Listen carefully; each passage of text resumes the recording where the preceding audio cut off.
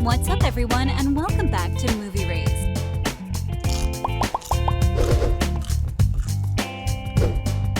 Want to see what Anna Todd changed when they were making the movie? Well, in that case, we have everything from new characters that went from male to female, and even the ending is actually different. So if you want to know more, then here are the 15 after 1 and 2 scenes that the movies got wrong. Let's dive right into it, shall we? Number 15. Tessa is not an econ major like in the movies. If you read both the books and watched the movies, then you know that Tessa's major was swapped. In the movie, we see Tessa waiting for the first class alongside Landon for the first econ class. But in the movie, we all know that Tessa is a literature major.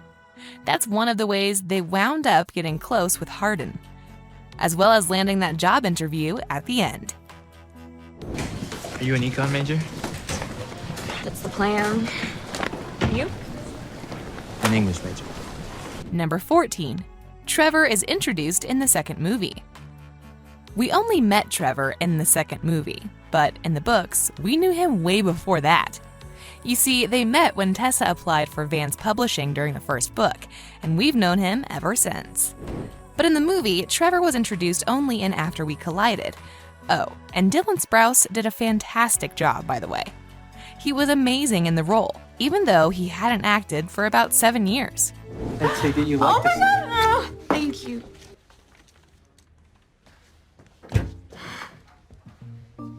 Number 13. Professor Soto's gender change. Did you know that there was a slight difference to the literature professor from the movie? You might not even remember her, so let us jog your memory. Remember that scene where Tessa and Hardin argued about the book Pride and Prejudice? Well, that professor in the blue dress is actually a man in the books. Anna Todd felt like it wouldn't change anything to the story, but it would be more inclusive to women. So the casting director smashed that like button if you haven't done so already. But no, the casting director actually hired an actress for the role. There you have it. That's the power of a good book. Number 12. Trevor's nickname. Ever since the first book, Hardin was developed a little nickname for Trevor. He called him effing Trevor. And this continued well into the second movie. However, the movies didn't follow this trajectory. You see, Trevor was only introduced in the second movie. And even if they introduced him in the first one, the movie was PG-13. Which means there's no way we could have heard Hardin call him that. But in the second one, oh yeah. Remember the scene where he found him naked in Tessa's bathroom? That's where we heard it. Dreadful! I'm gonna go, I think. I'm just gonna... No, I just want to talk to you. Tessa, stop! Number 11. Tristan was different in the movies. Tristan was a boy in the books, but in the movie, Anna Todd wanted to be inclusive, so she made Tessa's roommate lesbian. Again, this one little thing is so trivial, but shows us just how big of a perfectionist Anna Todd is. You see, Tristan was the girl that Tessa's roommate Steph is dating. That gorgeous blonde that makes out with Steph in the first few scenes of the movie. Yep, that's the one. But did you know that in the books, Tristan was actually a guy? But again, Anna Todd wanted her movie to be more inclusive than her books, so she included a lesbian character on the show. Number 10. The internship was easier to get in the book. In the movie, we saw Tessa work extra hard to actually get the internship at Vance Publishing. After the bad breakup with Hardin, she throws herself at work and basically doesn't want to focus on her love life. She finds the contact information of Vance Publishing. She applies for the job and gets it because she's the busiest worker on the planet. But there's a little difference with regards to the book. As we said, the internship was a walk in the park when reading the books. Tessa actually had her ties and she used them, too. Hardin called his father and he got her the internship. She just had to show up. We think it's great Anna portrayed Tessa as a hardworking woman who doesn't need people doing her job. Number 9. The internship was at the beginning of the novel. There's another difference between the book and the novel when it comes to the internship. You see, in the book, Tessa got the easy internship around the middle of the novel, whereas in the movie, she applies for the position only after breaking up with Hardin. This means that we didn't get to see what went on at Vance Publishing until the second movie. But then again, we got to see Anna Todd's cameo when Tessa went to apply for the job, so we'll let this go. Number 8. Hardin doesn't swear as much as he does in the books.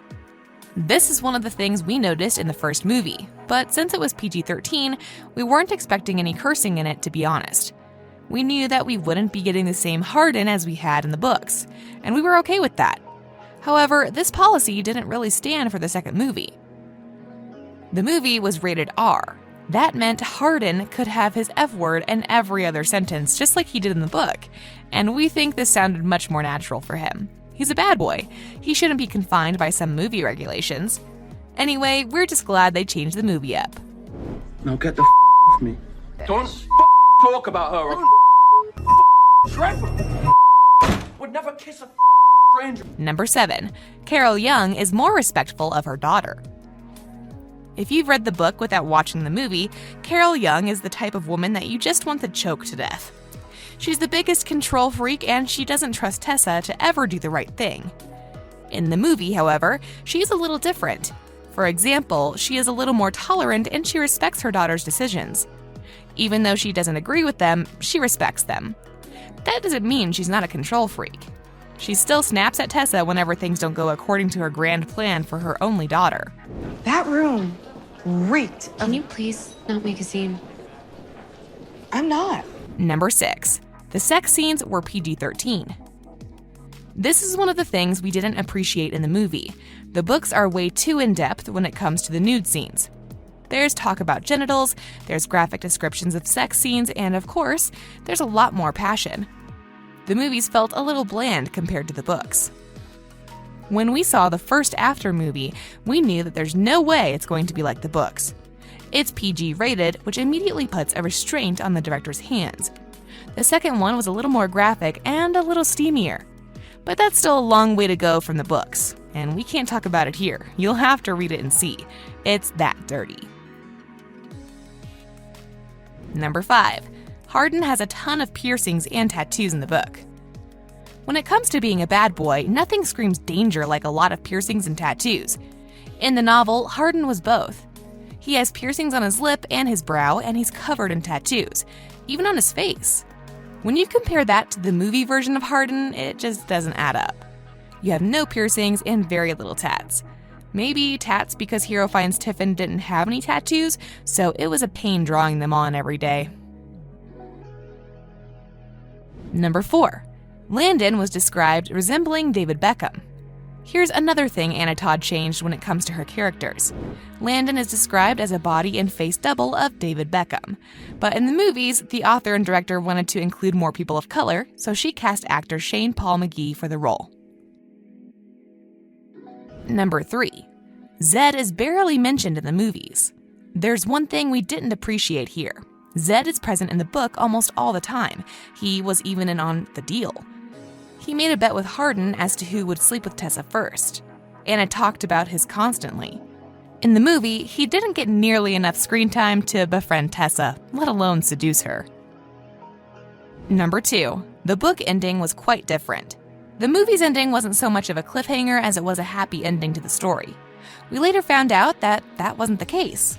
Regardless, that's not ever close to what happened in the novel. You see, after Tessa broke up with Hardin, he was trying to talk to her and get her to forgive him, but she just left the room, tried to find her car in the deep snow, and gets as far away from him as possible. When Zed, that's right, Zed, saw her, he offered to give her a ride back home. Tessa accepted, and on the way, he told Tessa everything about their bet. Number 1. The bet involved actual proof in the book. You know that bet that Hardin and Zed made in the book? Well, in order to prove one of them actually slept with her, they had to bring evidence.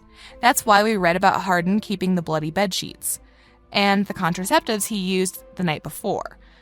In the movie, there was no need for any of this. The relationship was over as soon as Tessa saw that Hardin was making the wager. Here's a dare. Make her fall in love with me, and then turn it off. And on that note, we end this video. But hey, are there any other after scenes that the movies got wrong? You can tell us in the comment section below. If you'd like more videos like these, don't forget to subscribe to our channel and hit the bell icon so you never miss any of them. And as always, thanks for watching, guys!